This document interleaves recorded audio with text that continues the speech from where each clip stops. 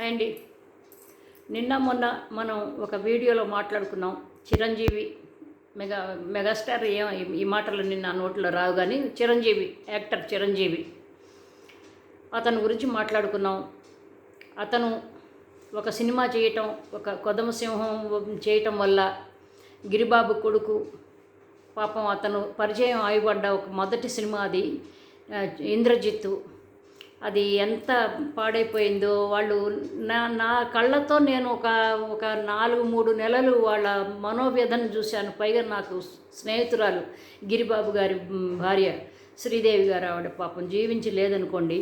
నేనేదో చిరంజీవి మీద కక్షలు కార్పణ్యాలు పెట్టుకునో, లేకపోతే మా ఇద్దరి మధ్య ఏదో పొలం గట్ల తగాదాలు ఏవి లేవు, కానీ నేను నా కళ్ళతో చూశాను. నేను సినిమా ఫీల్డ్లో నాకు డైరెక్ట్గాను ఇండైరెక్ట్గాను చాలా కాంటాక్ట్స్ ఉన్నాయి. కాబట్టి సినిమా జర్నలిస్ట్గా చేశాను. సినిమా ఫీల్డ్తో నాకు ఇండైరెక్ట్గా, ఎందుకంటే మా పాప వాళ్ళ నాన్నగారు ఆయన సినిమా ఫీల్డ్లోనే ఉండేవాళ్ళు. కాబట్టి ఎన్నోసార్లు మనం వీడియోలో మాట్లాడుకున్నాం. కాబట్టి ఏంటంటే సినిమా ఫీల్డ్ గురించి నాకు తెలియంది ఏం లేదండి. సినిమా యాక్టర్ల గురించి నాకు తెలియంది కూడా ఏం లేదు. అన్నీ తెలుసు. నా సెన్సెస్తోనే మాట్లాడతాను నేను. ఎవరి మీద అవాకులు చవాకులు కాదండి. ఇప్పుడు ఎప్పుడో 1990లో సంఘటన నేను చెప్పాను, రఫ్గా చెప్పాను. అది ఆ సినిమా ఏంటంటే కొదమసింహం పూర్తిగా కంప్లీట్గా కౌబాయ్ మూవీ. అంతకుముందే ఇంద్రజిత్ మొదలుపెట్టాడు గిరిబాబు తన కొడుకుతో. నాకు తెలుసు కాబట్టి నేను చెబుతున్నాను కదా. శ్రీదేవి గారు, నేను గిరిబాబు గారి భార్య, నేను చాలా మంచి ఫ్రెండ్స్ అని చెప్పాను కదా. అంతకంటే నేను ఇంకా ఎక్కువ చెప్పలేను. అయితే ఆ ఇద్దరు పిల్లలు, రఘుబాబు పెద్ద అతను ప్రొడక్షన్లు చూసుకుంటూ ఉండేవాడు ఆ రోజుల్లో. ఇంద్రజిత్తులో వేసిన బోసుబాబు మాత్రం చిన్నపిల్లాడు, రెండో కొడుకు. అతన్ని హీరోగా పెట్టి, ఎందుకంటే హీరో లక్షణాలు అతనిలో ఎక్కువ కనిపిస్తూ ఉండేవి. చాలా చురుకుగా ఉండేవాడు. రఘుబాబు కూడా వేరే రకాల్లో చురుకుగా ఉండేవాడు, కానీ అతను యాక్టర్ అవుతాడని నేను కూడా ఎప్పుడు అనుకోలేదు. బాగుంది. అతను ఇద్దరు కూడా, గిరిబాబుకు 3 పిల్లలండి. రఘుబాబు, బోసుబాబు, మాధవి, 3 పిల్లలు. అమ్మాయి పేరు మాధవి అనుకుంటాను. అయితే చాలా మంచి పిల్లలు. అసలు వాళ్ళు నిజంగా చాలామంది కమ్మ కులం గురించి వాళ్ళకి పొగరు అనేది తింటారు, కానీ ఎంత మంచి వాళ్ళో నేను చెప్పలేను. కులం అనేది ప్రతిదానికి ఆపాదించకూడదు. అయితేనండి ఆ రోజుల్లో వాళ్ళు పడిన గిరిబాబు గారు, ఇప్పుడు కొంతమంది అన్నారంటే కాదు, నేను పొరపాటుగా ఒక మాట చెప్పాను. అది నేను వెనక్కి తీసుకుంటాను. అల్లు అరవింద్ చేసినట్టు నిర్మాతగా వ్యవహరించాడేమో అని అనుకున్నాను. నేను గుర్తు అనమాట. అప్పుడు అన్నీ కూడా రావు కదా. విషయం ఏంటంటే ఈ ఇంద్రజిత్తు అనే మూవీ, లేకపోతే బోసుబాబు నట జీవితానికి సంబంధించిన అతని భవిష్యత్తు ఈ కొదమసింహం వల్ల సర్వనాశనం అయిపోయిందని చెప్పదలుచుకున్నాను. అప్పుడు అది జరిగింది పచ్చి నిజము. నిన్న చేసినప్పుడు వీడియోలో కూడా అదే చెప్పాను. ఇప్పుడు కూడా ఇదే చెప్తున్నాను. ఎప్పుడు కూడాను ఇదే చెప్తాను నేను. ఎందుకంటే నాకు ఎవరి మీద కక్షలు కార్పణ్యాలు లేవు. ఎవరి మీద ప్రేమ, అనురాగము, ఆప్యాయతలు ఏవీ లేవు. నేను ఒక న్యూట్రల్ మనిషిని. నాకు ఎవరితో, యాక్చువల్గా చెప్పాలంటే చిరంజీవి అనే వ్యక్తి మన ఊరి పాండవుల దగ్గర నుంచి నాకు బాగా తెలుసు. బుల్లి ఆంటీ అని పిలిచే అతనికి నాకు ఎప్పుడు నేను కనిపించినా కానీ ఆప్యాయంగా ప్రేమగా మాట్లాడతాడు. అది వేరే విషయం. కానీ విషయానికి వచ్చి మాట్లాడినప్పుడు ఇదిగో ఇంద్రజిత్ గురించి కనీసం ఒక్క దయ, జాలి, కనికరం పెట్టి చిరంజీవి ఒక్కసారి ఆలోచించి మన సాటి నటుడు గిరిబాబు గారి అబ్బాయి మంచి ఫ్యూచర్ ఉన్నది అని నిజంగా అని అనుకుంటే ఆ రోజున అలా జరిగేది కాదు అని చెప్పా. ఇప్పుడు కూడా అలాగే చెబుతున్నాను. కానీ ఇంత పెద్ద సినిమా హీరోవి, నువ్వు ఆల్రెడీ పేరు ప్రఖ్యాతులు సంపాదించుకున్నావు. కాస్త పోస్ట్ పోన్ చేసుకుంటే ఏమవుతుంది? వాళ్ళు సినిమా రిలీజ్ చేసుకుంటే ఏమవుతుంది? కానీ వీళ్ళేంటంటే అది రమా ఫిలిమ్స్ది. ఎవరో నాకు కామెంట్లో సోదరుడు ఎవడో చెబుతాడు, రమా ఫిలిమ్స్ దండి, వాళ్ళకే సంబంధము, ప్రొడ్యూసర్కి దీనికి సంబంధము, నటుడికి అతను యాక్టింగ్ చేశాడంటే. చిరంజీవి అనే వ్యక్తి 1990 విషయం మాట్లాడుతున్న ఆ టైంలో విపరీతంగా పవర్ఫుల్ స్టార్. నిజంగా పవర్ స్టారు వాళ్ళ తమ్ముడు పవన్ కళ్యాణ్ కాదు, నిజంగా చిరంజీవే పవర్ స్టార్ అంట నేను. మెగాస్టార్, గూగుల్ స్టార్లు కాదు నేను అనేది, పవర్ స్టార్ అంట.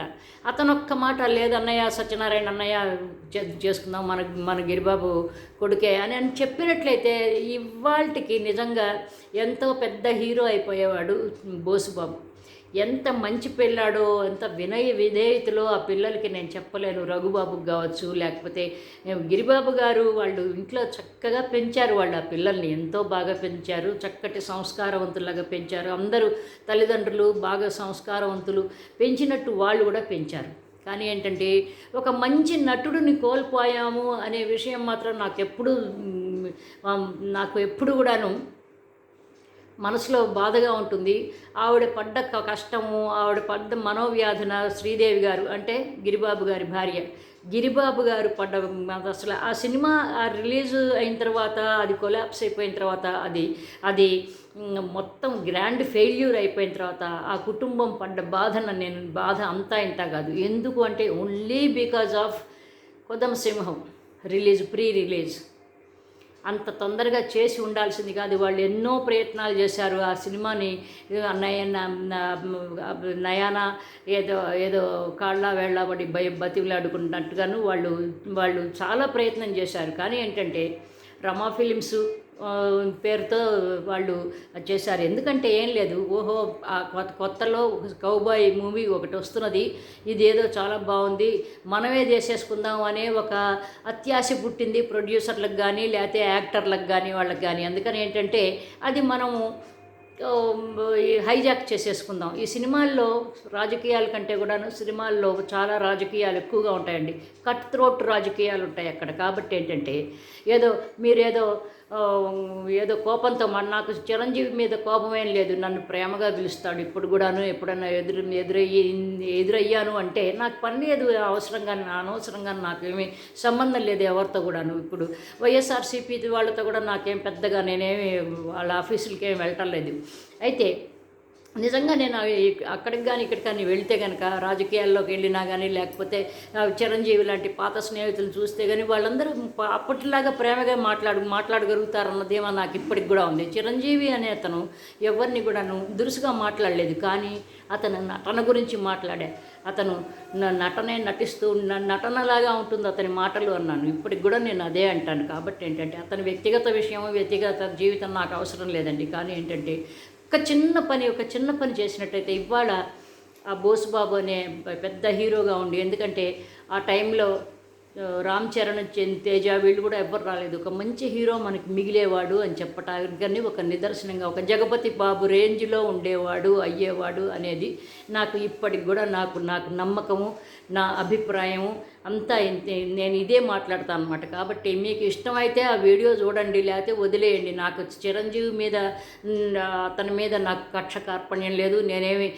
నా కెరీర్ ఏమి అతనేమి నాశనం చేశాడని ఏదో నేను ఇవాళ భూషణలు చేయట్లేదు, ఒక నిజం చెప్పాను అంతే. ఇట్లా మాట్లాడుతున్నాడు సీఎం రమేష్ పట్ల చిరంజీవి, ఇదే చిరంజీవి ఇట్లా చేశాడు, ఇతని సినిమా మూలంగా ఫలానా నటుడు సర్వనాశనం అయిపోయింది, ఫలానా ఫ్యామిలీ కూడా సర్వనాశనం అయిపోయింది అని చెప్తాను నేను. గిరిబాబు గారికి పాపం ఏదో హార్ట్ దీని కూడా వచ్చింది. ఎందుకంటే ఇంకొక అతను ఎవరో చెప్తాడు దీనిలో కామెంట్స్లో చెప్తాడు, గిరిబాబు గారు చెప్తారంటే ఇన్నర్ పాలిటిక్స్, ఇన్నర్ గురించి. చిరంజీవి పెద్ద హీరో, పెద్ద పవర్ యాక్టర్ అతను గురించి చెప్తాడా? ఎందుకంటే ఇతను చిన్న వేషాలు వేసుకునేవాడు, విలన్ గానో కమెడియన్ గానో ఏదో వేసుకుంటూ ఉండేవాడు. చిరంజీవి ఇట్లా చేశాడని చెప్పడానికి ఎవరికి కూడాను ఇట్లా తన్నినా కానీ తన్నాడని చెప్పే అంత ఫ్రీడమ్ ఎవరికి ఉండదు. కాబట్టి అంత పవర్ఫుల్ యాక్టర్ చిరంజీవి ఆ రోజుల్లో. కాబట్టి మీరు ఎవరైనా అంటే సీనియర్ జర్నలిస్టులను ఎవరన్నా కనుక్కోండి, లేకపోతే ఎప్పుడైనా గిరిబాబు గారు ఆయన ఖాళీగానే ఉంటాడు, ఆయన పోయి అడిగితే ఆయనే చెప్తాడు అన్ని విషయాలు, నేను చెప్పక్కర్లా. వాళ్ళ భార్య లేదు కాబట్టి ఆయన ఎక్కడున్నాడో తెలియదు, రిటైర్మెంట్ అయినట్టున్నాడు. లేకపోతే రఘుబాబు ఎంతవరకు చెప్తాడో మరి నాకు తెలియదు అతని గురించి. మంచి పిల్లాడు అని నాకు తెలుసు, కానీ అతను ఏం చెప్పగలుగుతాడు అనేది. కానీ జర్నలిస్టులను కానీ, అంటే న్యూట్రల్ జర్నలిస్టులు కానీ, ఎందుకంటే లాబీయింగ్ జర్నలిస్టులు కూడా ఉంటారు కొంతమంది అటువైపు, కొంతమంది ఇటువైపు, కొంతమంది ఆ కులం వాళ్ళు, కొంతమంది ఈ కులం వాళ్ళు, కొంతమంది హీరో వాళ్ళు, అట్లాంటి వాళ్ళు కాకుండా గిరిబాబుని అడగండి. గిరిబాబు ఖాళీగా ఉంటాడు, తన అడ్రస్ కనుక్కోండి, తెలుసుకోండి. ఎందుకంటే నేను అబద్ధం చెప్పాను అంటే మాత్రం నేను ఖచ్చితంగా I will withdraw my words అంతేగాని ఏదో అర్థం లేని పిచ్చి కామెంట్స్ పెడితే నేను ఆన్సర్బుల్ కాదు. ఇంకొక మంచి టాపిక్తో మళ్ళీ మాట్లాడుకుందాం. బై అండి, లవ్ యూ ఆల్.